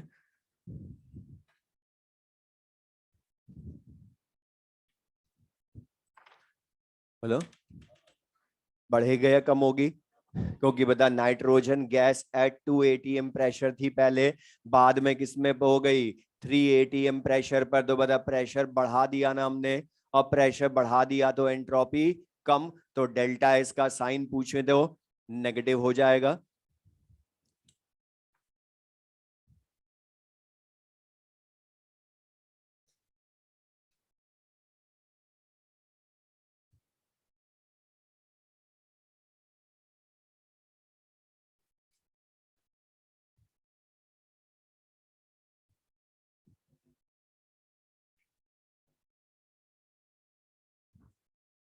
फिफ्थ लिख लें,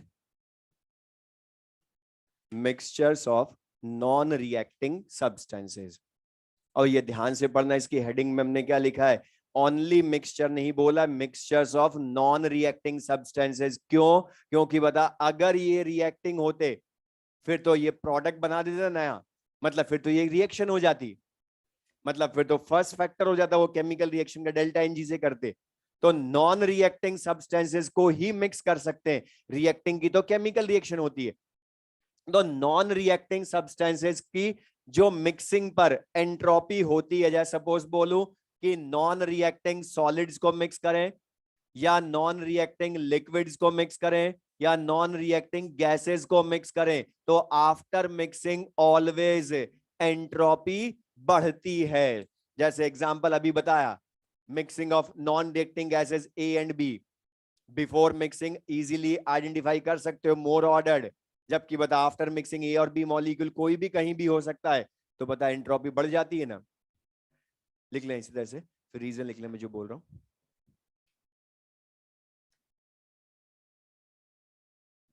लिख लिया, entropy increases,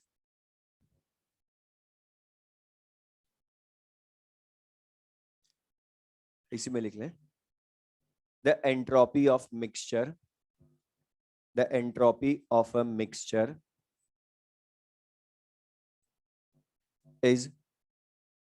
is greater than the is greater than the entropy of its pure components, entropy of its pure components, because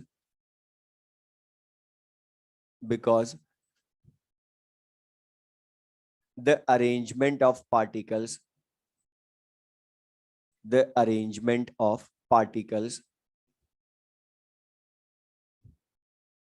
in mixture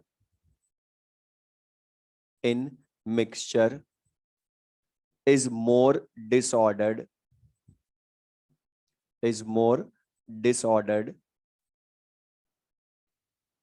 than in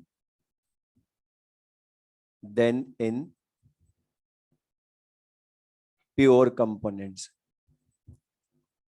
than in pure components. अब ये जो लिखा हमने था, ये mixing of non reacting gases, ये हम पढ़ चुके हैं। मतलब उसमें नॉन रिएक्टिंग गैसेस की मिक्सिंग के बाद आफ्टर मिक्सिंग कोई भी पार्टिकल कहीं भी हो सकता है, इसलिए एंट्रोपी हमेशा बढ़ेगी, चाहे नॉन रिएक्टिंग लिक्विड हो या नॉन रिएक्टिंग सॉलिड हो। रीजन वही सेम सबका, क्योंकि बिफोर मिक्सिंग हम इनको इजीली आइडेंटिफाई कर सकते हैं प्योर कंपोनेंट्स को, लेकिन मिक्सिंग के बाद कोई भी कहीं भी होगा तो फिर डिसऑर्डरनेस बढ़ जाती है। इसलिए entropy of mixture of non reacting gases always बढ़ती है प्योर कंपोनेंट से। अब ये तो 5 फैक्टर्स जिन पर हमने क्वेश्चन मोस्टली मिलना है, लेकिन कई क्वेश्चंस इसके एग्जांपल्स एग्जाम्स में रिपीट हुए हैं, तो वो एग्जांपल्स ही हमें फिर याद हो तो लिख लें, सम इंपॉर्टेंट एग्जांपल्स। और फर्स्ट लिख लें बोर्ड पर से, ग्रेफाइट एंट्रोपी और डायमंड एंट्रोपी। अच्छा बता, ग्रेफाइट और डायमंड में से किसकी एंट्रोपी ज्यादा होती है? ग्रेफाइट की एंट्रोपी ज्यादा दे। सुनना ध्यान से, अब ये जिन्होंने डायमंड बोला वो कहां से बोला बता रहा हूं, ध्यान सुन ले कि उनको याद आ गया गलत जगह एक चीज कि thermodynamically graphite is more stable then diamond. तो अब सुनना ध्यान से, कभी भी किसी सिस्टम की एंट्रोपी का क्राइटेरिया स्टेबिलिटी नहीं होती। अगर होती तो हम पढ़ते यहां पर एक फैक्टर स्टेबिलिटी और, लेकिन स्टेबिलिटी कभी डिसाइड नहीं करती है कि वो उसकी एंट्रोपी ज्यादा या कम, वो उसका स्ट्रक्चर या बाकी उसकी अपीयरेंस वो डिसाइड करती है। कैसे? अब यहां पर ग्रेफाइट थर्मोडायनेमिकली मोर स्टेबल है, तभी तो बता नेचर में ज्यादा ग्रेफाइट मिलता, डायमंड नहीं। लेकिन रीजन फिर भी इसी की एंट्रोपी ज्यादा, रीजन इसका स्ट्रक्चर। बता, तुम पढ़ते हो लिख भी लें साथ में, डायमंड बता प्योर क्रिस्टलाइन स्ट्रक्चर शो करता है ना। अब प्योर क्रिस्टलाइन स्ट्रक्चर का मतलब क्या है? इसमें सारे कार्बन एटम्स जो होते हैं वो कोवेलेंट बॉन्डेड होते हैं। Pure crystalline 3D large network structure होता है इसका। लेकिन मतलब यहां पर ग्रेफाइट जो है इसका भी क्रिस्टलाइन स्ट्रक्चर होता है, लेकिन इसमें हेक्सागोनल लेयर्स मूव कर सकती हैं। क्यों? क्योंकि इनर लेयर, सबको ध्यान भी होगा, इनर लेयर ग्रेफाइट में कोवेलेंट बॉन्ड होते हैं, इनर लेयर बोल रहा हूं, लेकिन in between layers van der Waals forces. तो बता वैन डर वाल्स फोर्सेस तो उनसे वीक हुए, इसलिए बता तभी तो वो लेयर्स मूव करती हैं एक दूसरे के ऊपर, तो मूव करेंगे तो रैंडमनेस ज्यादा। तो बता इसलिए ग्रेफाइट की एंट्रोपी ज्यादा होती है डायमंड से। सेकंड में बताओ इस तरह से, नेगेटिव या positive?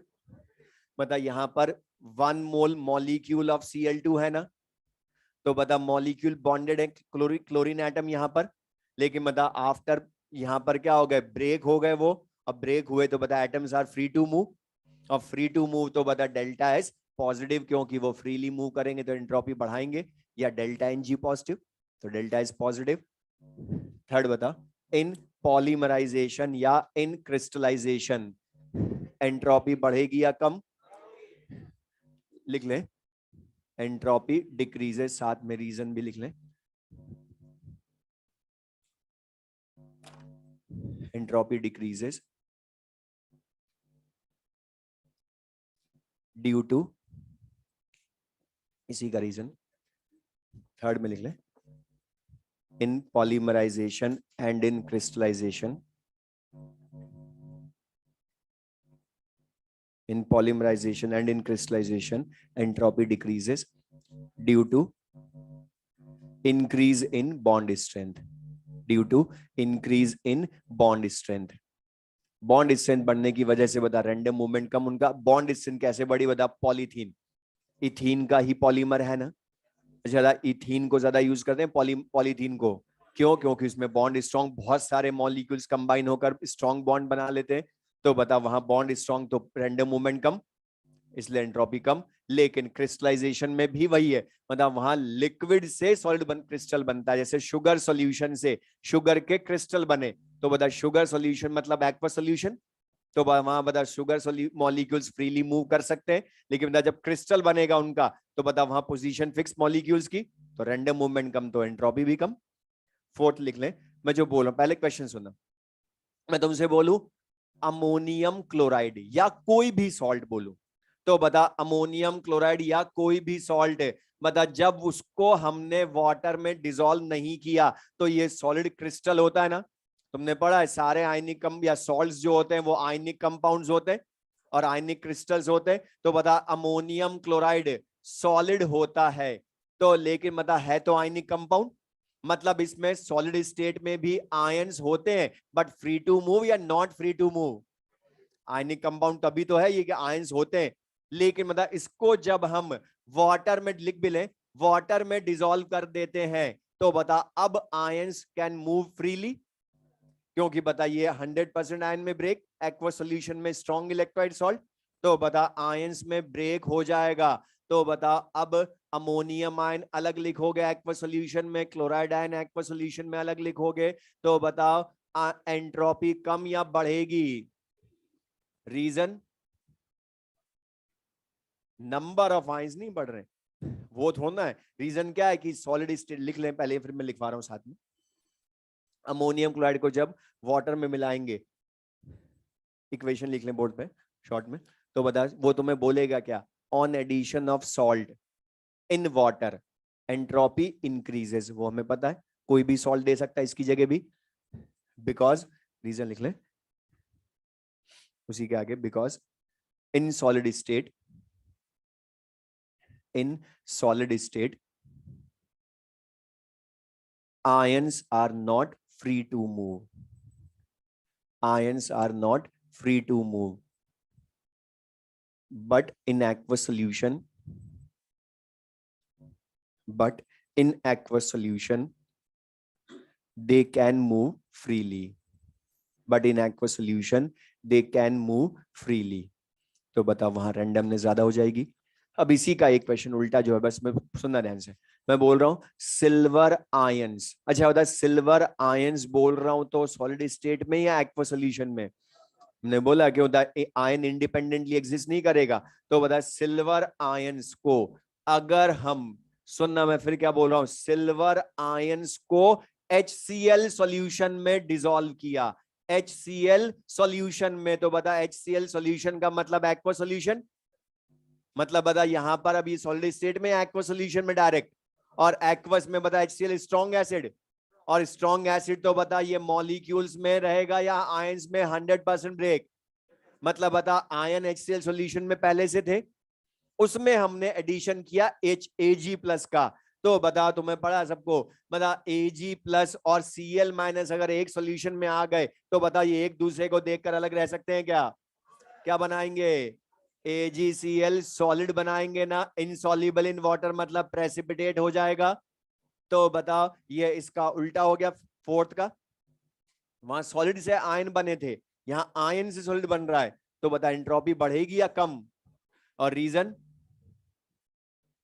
Due to precipitation of AgCl, मतलब वो प्रेसिपिटेशन होता है मतलब सॉलिड फॉर्म में आ रहा है, तो बता यहां पर या ये भी बोल सकते हो पहले आयंस फ्रीली मूव कर रहे थे, अब सॉलिड बनने के बाद फ्रीली मूव नहीं कर सकते, तो बता ये चीज ले सबको ये ठीक है, बाकी फिर नेक्स्ट क्लास में हम इसके न्यूमेरिकल्स भी करेंगे।